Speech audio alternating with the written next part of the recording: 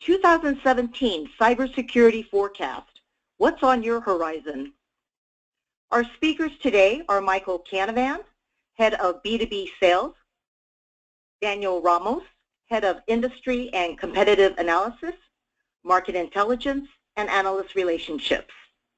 We also have Ryan Narain, Head of Global Research and Analysis Team, USA. Before we begin, I'd like to remind you that you can type in your questions into the Q&A box in the right-hand column of your screen. Please feel free to input your questions throughout the webinar. The speakers will respond to your questions during the Q&A session at the end of this presentation. All attendees will receive a recording link to this webinar. Without further delay, I am pleased to welcome our first speaker, Michael Canavan. Michael, go ahead, please. Thank you very much. So let's talk a little bit about 2016 before we dive into 2017. So next slide, please, Kiko. So 2016 by the numbers. Let's talk about some of the high-level stats here. In 2016, we saw a 3x increase in the number of ransomware attacks on businesses.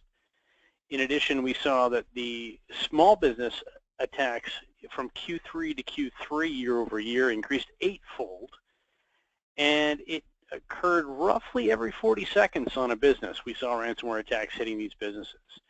The average cost, according to one of our studies from 2016, showed that these crypto malware attacks are costing SMB organizations upwards of $99,000. And 44% of enterprises in North America who suffered 4 or more data breaches in the last year. That doubled the amount that businesses suffered worldwide, up 20%. Last year, a single cybersecurity incident now costing larger businesses, according to the same study, a total of $861,000. So lots of increases in 2016 when we look at it just at the macro level from the numbers. But now let's take a look at some of the predictions from 2016. Next slide. APTs. So we had anticipated a decreased emphasis on the APT in the persistence area, and an increase in tendency to hide these APTs in plain sight using commodity malware attacks or in-memory fileware. And the reality of what happened in 2016 is this was actually pretty dead on, both an increase in memory and fileless malware and a myriad of reported attacks that we saw through activists, or done by activists and attacking on different companies that relied on basic off-the-shelf malware like NJRAT, Alien Spy, Adwin, etc. Next slide.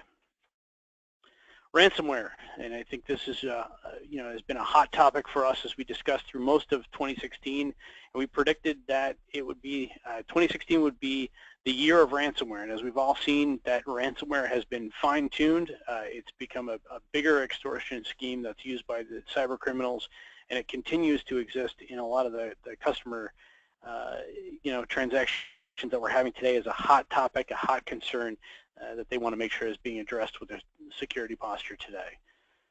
Next slide. Bank heists. So in 2016, our hypothesis was that financial crimes would target larger institutions like the stock exchange. The reality of this came through in 2016, where we started to see attacks that were specifically focused on SWIFT banking networks and transactions between the banks.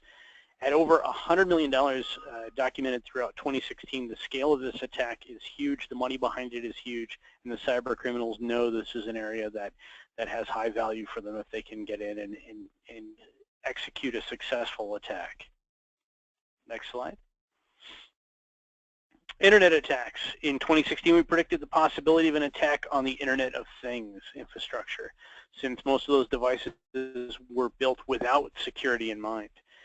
And late in the fall in 2016, an IoT botnet attack proved this right, and it caused outages in the Northeast for a few major internet providers, as well as delays for those relying on a specific DNS provider. So this was a big, prediction that did come true towards the end of the year, and we saw this in a highly publicized attack that was all over the New York Times.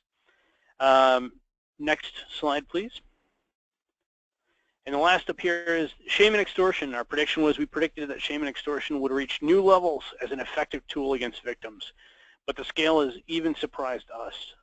The reality in 2016 is strategic and indiscriminate data dumps have caused personal, reputational, and political problems for individuals and organizations all over the globe.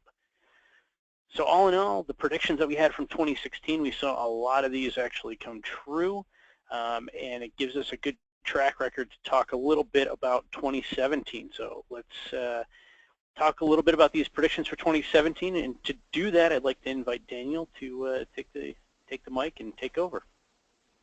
Thank you, Mike. So I guess to start, I would like to start with something basic, and it's probably something that affects each one of the participants today, which is passwords. Something simple, but what we have experienced is that recent DDoS attacks have showed the importance of securing devices that can be used in abundance. As we know, stronger passwords it's probably the way to protect against these attacks. Like I said, it sounds something basic, but what we see for 2017 in our prediction is that there's going to be a big push to implement passwords that are not easily hackable. And I think the key word in here is easy. Because if it takes too long, hackers will move to the next target. So that's our first prediction. Now, let's move to the next one. And this actually relates, or I guess, is specific to something that I think is important to remember here, is that cybercrime, it is a business. And whoever is behind that is essentially trying to have some sort of return in their investment. So what we have seen is that in order to ensure that, is that those individuals are essentially going after high-value targets, such as IT leaders, CEOs, or vendors of large enterprise companies. So our prediction is that organizations will actually get very serious about protecting not just the systems, but also the individuals. So those high-level representatives of individuals, but by monitoring their access and closing off what they don't need to have access to. We believe that education will be kind of a crucial element in order to make sure that this takes place. Let's move to the next one. And this is one of my favorite ones. Like everything else, espionage will go mobile. So what we have seen is that threat actors such as Sofasi, Red October, and Cloud Atlas have used mobile implants in the past, and that is something that we have witnessed. However, these have been largely supplemented campaigns largely based on desktop toolkits. Now, what we see different in 2017 is that there will be an increase of attacks of mobile devices. And this is mainly because the security industry had a tough time gaining full access to mobile devices' operating systems. So we expect cyber criminals to exploit this weakness. So let's now move to the next one. And this one actually relates to the financial system. So as it was mentioned at the beginning, so SIFT attacks, they are growing, and as we have witnessed, the SIFT banking system attacks have proved that the criminals can actually commit attacks at a grand scale. Now, just to put things in context, the SIFT attacks actually have seen its genesis with groups like the Canada Bank gang that stole about $1 billion from about 100 financial institutions in the past. CNN actually reported last year that the SWIFT network that essentially connects all the banks in the world had identified new attacks that are targeting their members. Just to give you some examples, so for example, the Bangladesh Central Bank, was attacked and that yield to a loss of 100 million. Ecuador Banco del Austro actually was hit with an attack of that ended in a 12 million loss. Now, we believe that this type of crimes actually require three parts. So the first one is the initial access. Second, a specialized software.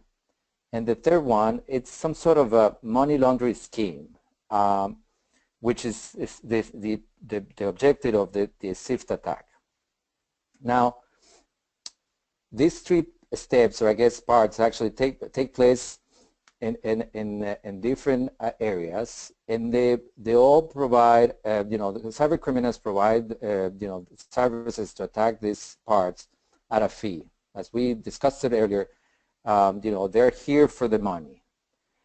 Now, we expect that these attacks will be offered as a commodity through specialized resources installed through an underground forums. Now, if we move to the next one, this actually relates to the industrial segment. As we know, industrial facilities in general are now all connected to the internet. But the reality is that they have little or no cybersecurity. But with the rising geopolitical tensions and well-established threat actors tending to disrupt services or systems, we predict that there's a big possibility of widespread attack to this segment, this industrial segment. However, it will require a certain level of skills and the willingness to carry them out. And the last one, if we move to the next one, this one relates to the Internet of Things, and we call it Internet of Threats. So as we saw and witnessed in 2016, the Marais Bonnet attack actually brought down, a multitude of different assets or devices in Europe. And our prediction is divided in two areas, I will say, two parts. First of all, when it comes to the manufacturing of IoT devices, we see that those manufacturers will continue to produce those devices, but not necessarily fully protected. Right now, they offer or they don't take security into account when developing their devices, and they certainly don't standardize their approaches when developing security. So that's one of the first things that we still believe that in 2017 the industry will suffer from. The next thing is that cyber criminals will actually attack the configuration, will try to attack the configuration of these devices at a mass scale. So IoT bonnets will continue to cause DDoS attacks and spam distribution headaches. And the response may be to disable these devices altogether. The Internet of Bricks may soon be up on us. Okay?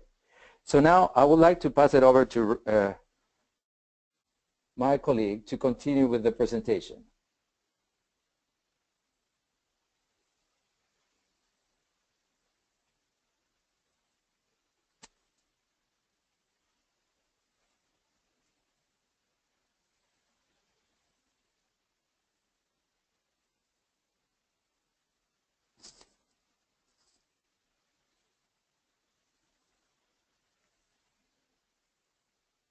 Okay, Ryan will take these slides to the end. I'm sorry, guys. Sorry. Thank you, Daniel. I was on mute and I forgot to unmute. So in the past, we have recommended that people pay attention to IOCs, hashes, IP addresses, command and control for previous breaches, and use IOCs to search for evidence of targeted attacks within your networks. It's been an excellent way to share certain traits of known malware, and it's been amazing to help businesses clean out their networks. However, we've started to see new high-end APTs going after businesses, medium businesses, large businesses, and in some cases even small businesses that really made IOCs somewhat useless. Every feature within the malware attack was geared towards that specific victim. So the IOC for that victim would not be applicable for another victim. So it's very difficult to have consistent IOCs that will work to detect other infections. And Project Sauron, which is something we have published on securelist.com, is a classic example of how, you know, a passive backdoor implant that shows no outward signs of infection and is rarely found, it has effectively killed, you know, the value of IOCs. So going forward, we predict that enterprises and people handling incident response should really turn towards Yara. Yara is a tool that is fantastic for malware hunting, and you can create good rules in there to work around and scan an enterprise network looking for indicators of a known attack and try to figure that out. So we want to make sure people start to focus, start to get their heads wrapped around the idea that IOCs will not be as effective moving forward, and they should start moving their incident response teams towards using Yara, Y-A-R-A. There's some really good tutorials online on what Yara is, how it works, and even internally at Kaspersky Lab we have some Yara training that's available over the course of the years. Next slide, please. Payment systems is something we've all worried about.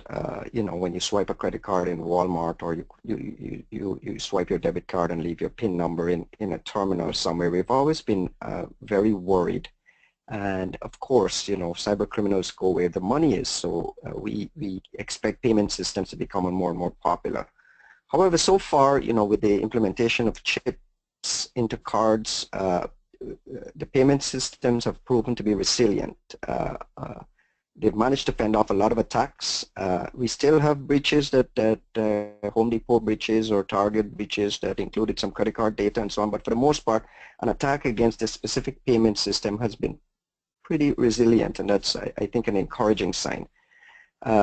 We, however, predict that attacks against the actual infrastructure of the payment system, so the back end, the APT in the back end, like Mike mentioned earlier, for instance, the known attacks against the SWIFT infrastructure is pretty significant, and we expect to see direct financial loss or disruption in services there. And again, even though payment systems have been resilient, we continue to keep our eyes open, continue to raise awareness over the fact that, you know, it just takes one bit of research to prove that this stuff can be hacked, and then we will start to see a barrage of attacks. Next slide, please. Ransomware. Ransomware has been a major epidemic around the world, especially in Europe and the United States. I think it's, to the people on this call listening, we're very familiar with ransomware. It's a malware that encrypts all your sensitive files and then demands that you pay a ransom to get your files back. You pay and they return your files. Under this arrangement, ransomware has worked and thrived. The numbers are growing, like Michael explained in the beginning, numbers are continuing to grow, and it just seems to be no end in sight. This means that, you know, it's profitable, and if it's profitable, we expect to see a lot more attacks continue down the road. What we expect to see is more smaller players enter the space, though. So regular script kiddie type malware guys producing ransomware. The problem here, and something that really worries us, is that the ransomware malware source code is readily available on the internet. It means anyone can download it and make their own ransomware and launch attacks. And what we're starting to see is very poor quality ransomware. So ransomware files are being spammed, and they're not properly configured to handle the decryption routines and to return a key, even if someone wants to pay. And then files are getting locked, and there's no way to get it back, even if someone, you know, if someone determines these files are so sensitive to me and so important to me that I don't mind paying to get it back, you just so badly decrypted. So we expect to see going forward more poor quality ransomware files, and, you know, even the option of paying will not be considered an acceptable option. So that's incredibly worrying. I don't know how you deal with that, and you know, we want to raise awareness for this so that end users are pay more attention to protecting themselves from a ransomware attack in the very beginning instead of relying on recovery once an infection happens or your machine is completely compromised. Next slide, please. Protecting the perimeter. This is something we've talked about for years. It's very important to protect the perimeter with a secure firewall. It's always been an issue for large enterprises. Shadow brokers was a data dump of exploits on the internet. There's all kinds of speculation that this was related to a nation state wealth of exploits. And what we saw in there was a number of exploits for major firewall manufacturers. So even though we rely so heavily on using firewalls, there are exploits and vulnerabilities for major firewall products that could make your firewall not as robust as it should be. We're not yet sure about the extent of the fallout from these exploits being public, but again, it's out there, and when exploits and vulnerabilities are public, we expect to see people start using them. Again, looking forward to 2017 and onwards, we expect that device integrity will continue to be an issue to protect your firewall, and we recommend that when firewall patches are issued for public vulnerabilities, that you take it very seriously and apply those updates and apply those patches. Next slide, please. We talked about the reliance on IOCs becoming less and less valuable and move towards Yara. Again, attribution for attacks is somewhat controversial topic. If you are attacked, do you really want to know who it is? And attribution is very, very hard to get right and very, very easy to get wrong. So as cyber attacks continue to play a great role in bigger role in international relationships, we'll have all these geopolitical implications about which country is attacking which other countries' systems and so on. So we want to make sure we're spreading the word that attribution as deterrence is not necessarily something we should lean on. We expect when nation states are attacking others, there will be consequences and retaliation and so on, and we will start to see like the abuse of open source commercial malware and so on to handle these things. Like I mentioned, there's a big discussion in the industry of whether we should focus on attribution as much as we do. It's important for some folks, for small, medium-sized businesses. Maybe it's not as important to know who attacked you, but to know how they got in, where they're residing, what are they stealing, and where are they sending it to. And I think looking at APT reports is very valuable just to determine how an attacker got into my network, how can I eradicate this attacker within my network, and how can I block the attack and avoid it from happening. Maybe attribution is not as important to you, but it continues to be something we'll be scratching our heads over going forward. Next slide, please. False flags, again around the issue of attribution. We have not entirely found true false flag operations, but we're starting to see attackers using tricks and tips to throw researchers off the trail. And again, this is to hide attribution. So an attacker let's say, with a piece of malware using Russian language might use a component of a malware that was compiled in Chinese, or you see IP addresses in Australia used in attacks coming out of the Middle East. And that kind of false flag operations is something we're starting to see a lot of. And like I mentioned, you'll start to see more retaliation becoming more and more common. We expect to see these kinds of false flags and throwing people off the trail becoming more and more evident. Some attackers may even dump proprietary toolkits for mass use. We're starting to see evidence, for instance, of a ransomware within like real high-end targeted attacks. Now, targeted attackers are going out to your networks to steal your sensitive data. But if we're starting to see evidence of a ransomware in there, people might think, okay, this is just a financially motivated thing where they're trying to collect ransom for files. So is that a false flag operation? Are they trying to throw us off the trail? Or are ransomware attackers merging now with APT attackers and launching attacks? That's something to keep in mind going forward, and something, again, we'll continue to scratch our heads over. Next slide, please. Privacy, again, continues to be a major issue. The dependence on social networks like Facebook, Twitter, and Instagram and Snapchat that everyone is using continues to make it harder and harder to really maintain anonymity online. Advertisers benefit from this significantly. There's no such thing. Facebook is not entirely free. Facebook is a service where the user is the product. So the advertisers continue to benefit from people's willingness to post everything online and expose their own lives. And it's important to understand that in cyber espionage, there's a big benefit from this as well. The most advanced cyber espionage actor can potentially create their own advertising network with very small investment to get some sort of actionable intelligence to launch future attacks. So, going forward, the notion of being anonymous in cyberspace will be hard or impossible to maintain.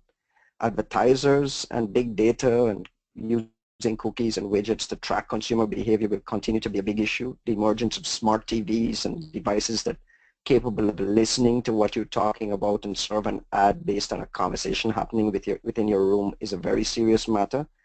And again, you can use these kinds of technologies to track activist dissidents in some countries with poor human rights records and so on, and that will become more and more common and easier to carry out. So it's hard to live within the social structure without being on these social networks. So again, privacy will become almost impossible going forward, and it's something we all need to pay attention to and understand the risks. Next slide, please. Daniel mentioned the Mirai botnet. The Mirai botnet targeted IoT devices for which default passwords had not been changed, and they launched attacks that was pretty debilitating.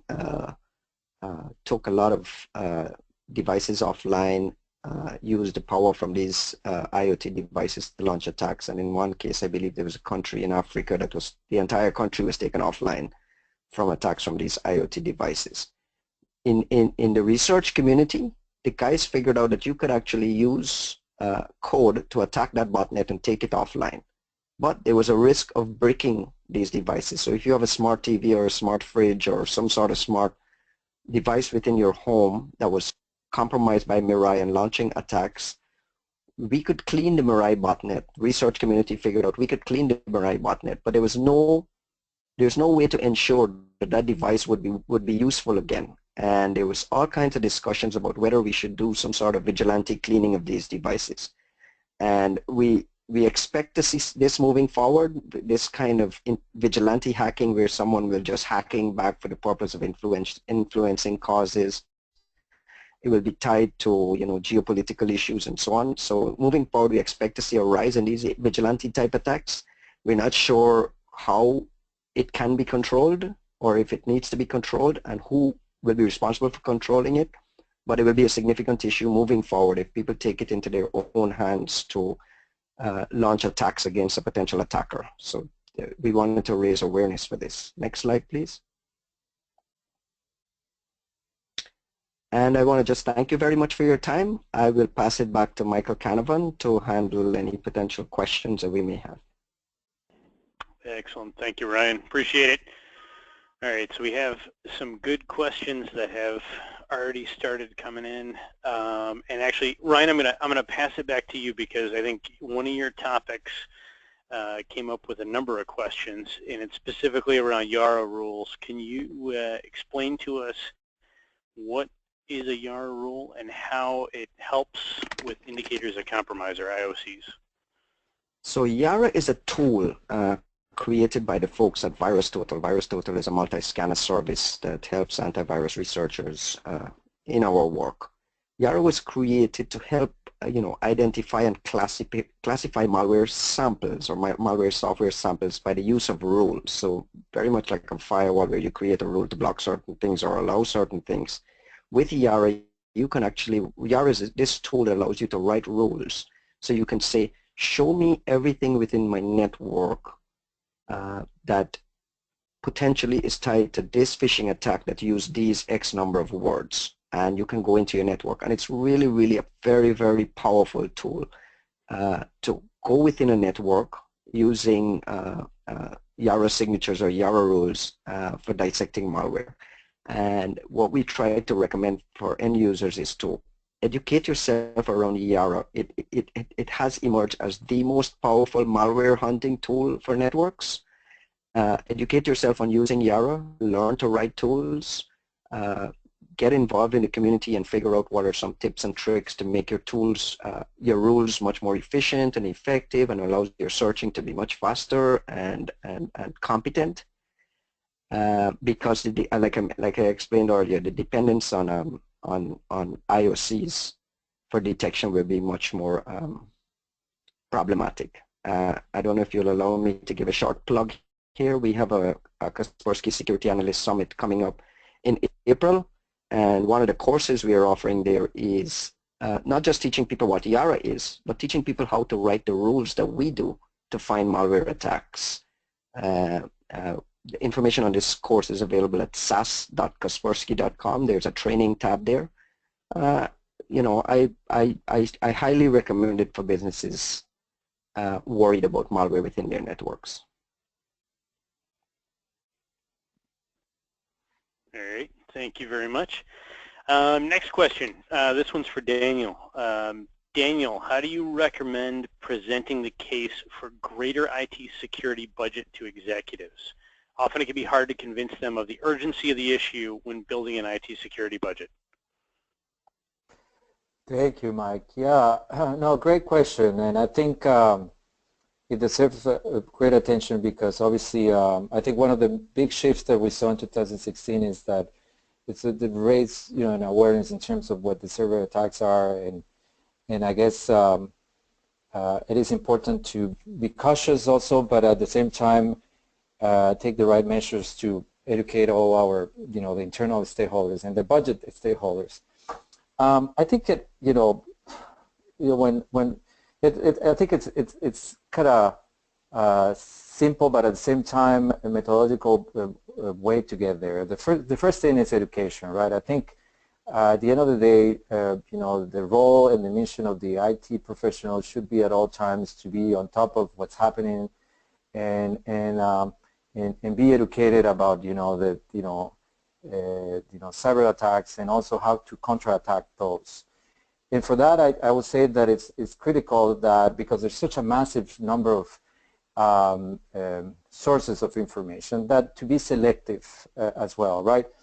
And then to pick up those organizations that could bring up the latest but the most accurate distinctions and recommendations on how to counterattack or overcome those attacks, and then ultimately bring all that information into the organization to take the right decisions in terms of cybersecurity protection. And you know, for instance, you know, we have our great team that is dedicated essentially to and collaborates with international organizations to basically just, you know, educate the, you know, communities and on how to combat malware operations. So it's one of the resources that Kaspersky has in place, you know, for these professionals. And you know, as Ryan mentioned, I think the other thing is just to be involved in the community, right? I mean, it's just be participant, and you know, and that actually will help to that education process. That ultimately will help that IT professional to drive and I guess influence the budget decisions within the organization. So I think those are kind of one of the basic recommendations that I will put in here, just so to make sure that the decisions are well taken and those budget resources are secure for the future. All right, fantastic. All right, so I'm gonna field the next one that comes up here. It's do you have any program or resources you can point to for help with educating employees about IT security? And this one's I like this one because we know We know that it's those who end up clicking on the emails and the employees who might not be necessarily concerned in their day jobs about IT security that can cause a lot of damage when they're clicking on malicious files that they didn't know existed or links that they were duped into clicking on.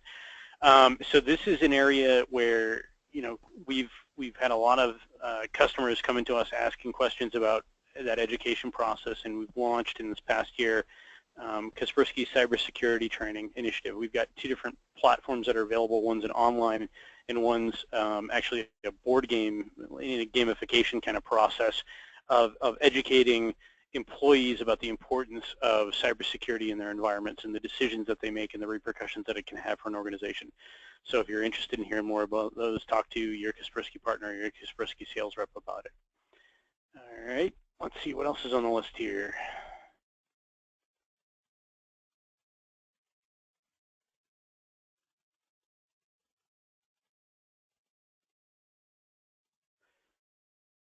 Ryan, here's another one for you on the ransomware side. Do you recommend paying the ransom when a company is hit by ransomware? Seems like the fee is not that high, and yeah, you get it. Oh, it's a question I get almost weekly or daily. I'll just leave you with a quick anecdote. I was doing a small presentation on ransomware in South Carolina, and I got up there and I did my my spiel on Kaspersky's position that we should never pay ransoms because it only emboldens these guys. It makes the business even bigger. And when you pay the ransom, you have no guarantee you'll get your file back. You're actually paying money to a criminal, hoping that he'll give you a key to recover your files. So as a company, our position is that end users should never pay the ransom. After my presentation, we were having coffee in the background, and a guy walked up to me and says, "You guys have no idea what it's like in the real world. You sit up in your mighty houses and tell people never to pay the ransom. However, I am now dealing with a ransomware attack.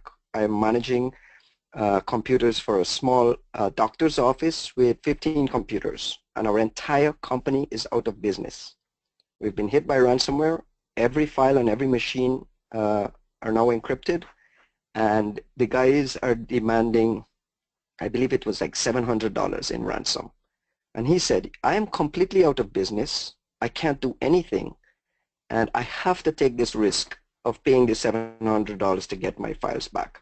So ransomware actually relies on this level of desperation, and I have been forced personally to rethink the way I approach answering this question, because if you're completely out of business and this is an option for you, maybe this should be part of your incident response plan. I had a panel discussion with the Justice Department in Washington, D.C. recently, and they made it clear that, oh, by the way, paying the ransomware is not illegal. So paying a ransom to get the decryption key is not illegal. So if you're worried about the legality of it, paying, and you want to pay it, I think it depends. I think businesses, just to answer the question quickly, sorry for my long-winded story, but to answer the question quickly is, for every business, it should vary. We still think that paying the ransom adds to the problem. However, if you're very, very desperate and this is the only option you have, you might want to consider adding ransom payments as part of your recovery plan. Some people go as far as suggesting that you have bitcoins available, buy bitcoins and keep bitcoins available to speed up this process instead of going and learning how to use bitcoins and how to use Tor and how to communicate with ransomware guys to get your files back. It's actually good security practice to be properly prepared for every possible issue. So I don't know. I know I'm hedging because I'm saying you should never pay. But again, it's not up to me to tell someone that they should never pay. My thing is just let me explain the risks. If you pay, you're making things worse. But if you're completely out of business, who am I to tell you not to pay? So it's entirely up to the business to educate themselves properly and be properly prepared. And this is why, again, it comes down to making sure you're using proper security software and making sure you're using proper computer hygiene to block the infection in the first place before you get to that point where you have to pay. So again, it varies. Sorry for the long answer.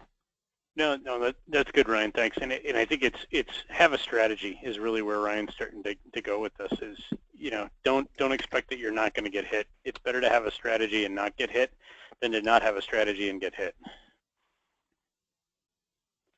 All right. Let's see what else do we have on the question list here.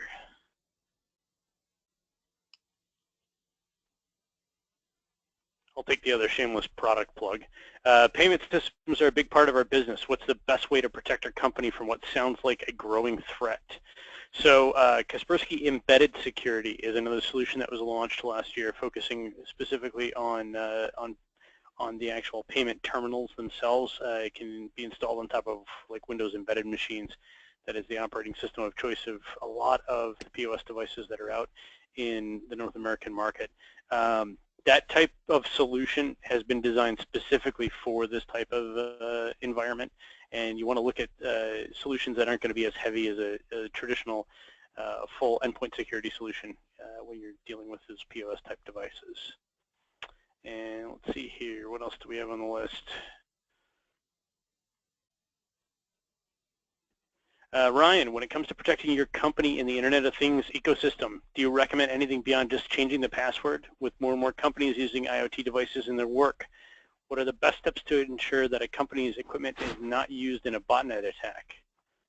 One of my concerns around this whole IoT security space is that the IoT manufacturers, the manufacturers of these smart devices, have gotten away with very poor security practices. They're shipping devices with default passwords, and they're not making it mandatory that the user changes the password. So what we have are millions and millions of devices out there with default passwords that are easily accessible over the internet and allows things like the Mirai botnet to come. So what has happened is that the onus has now been shifted to the end user to manage the security, and that's not fair or right. So I think my recommendation, I mean, changing the default password is the most crucial thing you can do. And I also recommend, like, if you are a business and you have IoT devices within your organization and employees bringing things, plugging into your device, consider blocking them. Consider blocking IoT devices from connecting to your network. And secondly, if you're purchasing IoT devices, you should be much stricter with the manufacturer and ensure they're taking security seriously. They're issuing security patches and updates in a timely manner. Make sure it's easy to apply these patches. In some cases, if it's automatic updates can be done, that these things are handled properly. So, put more pressure on IoT manufacturers to take the responsibility for security. But I cannot stress enough that changing the default password as soon as you plug and set up an IoT device is the most crucial thing you can do right now. All the attacks we've seen so far are not necessarily going against vulnerabilities in the device, although there are vulnerabilities, but they're going after the low-hanging fruit, which are millions and millions and millions of devices connected to the internet with default passwords that are known. So people know how to get into these devices, and everyone can get into your device very, very easily. Change the default passwords, block unnecessary IoT devices from connecting to your network, and put a lot more pressure on your manufacturers to treat security much more seriously and stop passing the buck to the consumer. I mean, we really need to hold our vendors much more accountable.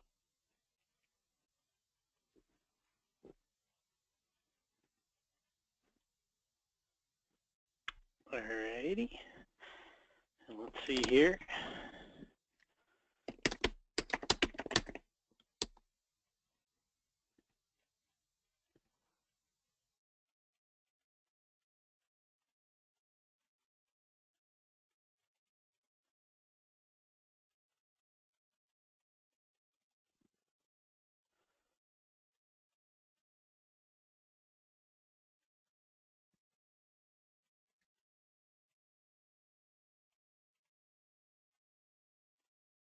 Kind of digging through the questions. I appreciate all the great questions from the audience. I'm trying to find stuff that's got some diversity to it into what we've been talking about.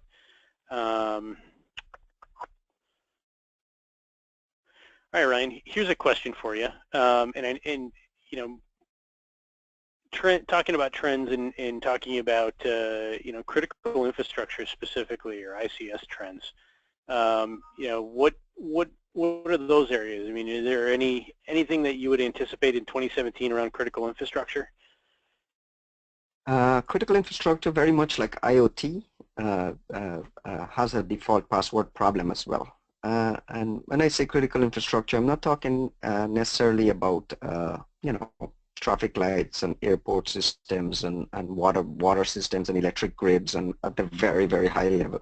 I'm talking more along the lines of ICS, industrial control system plants that run on computer systems and that have vulnerabilities, and more importantly, they are exposed to the internet and they also have a default password issue.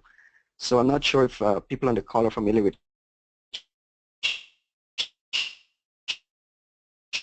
Shodan. Shodan is like the Google of ICS, industrial control systems, and you can go to Shodan and it shows industrial control systems and critical infrastructure systems that are connected to the internet and that are live and that have open ports, that there are listings of exploits and vulnerabilities for some of these specific devices, and it shows how significant a problem the industrial control space is. I would urge people to pay close attention to what ports are open, how their industrial control or critical infrastructure systems are set up. Again, in this space, very much like the IoT space, put a lot more pressure on vendors to implement authentication and implement security components and technologies much stronger. I'll give a quick anecdote. I promise I'll be short. 2 or 3 years ago, a researcher from IOActive named Cesar Cerudo figured out that he could remotely patch into traffic control systems in Washington, D.C. So he could sit on his laptop and connect wirelessly to the system that was controlling all traffic lights for Washington, D.C., and he could change red to green and change green to red or shut it off completely. He released his report. He actually contacted the manufacturer. The manufacturer says, I don't know, I don't believe it. He got like a poor response from the manufacturer of this saying, your findings are wrong. So he took a journalist with him and he proved it. And the news stories appeared. There was a lot of headlines around the fact that a researcher could remotely do this. I spoke to Cesar Cerudo 2 days ago, and I asked, hey, by the way, has that stuff been fixed yet? And the answer was no. And not only was it, the answer was no, he figured out that San Francisco is also using the same system and he could do the same thing in San Francisco. So the moral of this story is we need to do a better job as an industry, and this is where businesses can help and the people on this call can help, to put a lot more pressure on vendors and manufacturers to make sure when they're shipping industrial control system software or components or anything applied to critical infrastructure, to make sure they're shipping it properly and security is built into it at the base layer, and they're taking the issue of vulnerabilities and exploits seriously. So, you know, when you're buying an ICS software package, usually you have a checkbox. Does it have authentication? And you check that box. But there's no one actually testing to see if they do have authentication, or if it's properly configured, or if it's easy to break, or what kind of encryption are they using. No one is auditing those products. And once these checkboxes check off, the manufacturers get away with a lot of nonsense. So as an industry, we need to do a better job of putting pressure on manufacturers in the IoT space, in the industrial control system space, and pass the onus back to them to make sure that security is a priority there instead of passing the buck to us to build all kinds of security around it. Perfect. Thank you, Ryan. Great answer. And I think with that, I'm going to have to pass it back over to Kiko. Okay, thank you, Michael. Thank you, Daniel and Ryan. This will conclude today's presentation. All attendees will receive a recording link to this session. We thank you for your attendance and look forward to having you join us for future webinars. Thank you.